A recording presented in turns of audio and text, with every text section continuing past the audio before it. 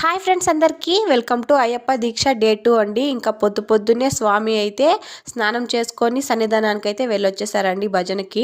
ఇంకా నేను కూడా దీపారాధన అయితే చేసుకోవడం కంప్లీట్ అయిపోయింది. ఇంకా మార్నింగ్ అయితే భిక్ష అండి స్వామికి. ఇంకా మార్నింగ్ టైంలో రైస్ ఐటమ్ అంతా తినవచ్చు అనమాట. ఇంకా నైట్ టైంలో తినకూడదు. ఇంక ఇక్కడ మార్నింగ్ టైంలో భిక్ష అయితే తింటున్నారండి స్వామి. తినడానికి ముందు ఇలా కర్పూరం అంటించి అది ఆరేంత వరకు ఉండి ఆ తర్వాత అయితే తినాలన్నమాట. ఇంకా మార్నింగ్ తినేస్తే నైట్ వరకు అలానే ఉంటారండి మా స్వామి అయితే. ఇంకా ఆఫ్టర్నూన్ టైంలో ఏం తినరనమాట. ఇంకా నైట్ టైంలో అయితే వాళ్ళకి రైస్ ఐటమ్ పెట్టకూడదండి. ఇంకా చపాతీ, పూరి, ఉప్మా ఇలాంటి ఐటమ్సే పెట్టాలన్నమాట. ఇంకా ఈరోజు స్పెషల్ అయితే పూరి, బజ్జీ ఇంకా చట్నీ అలాంటి ఐటమ్ అయితే పెట్టామన్నమాట.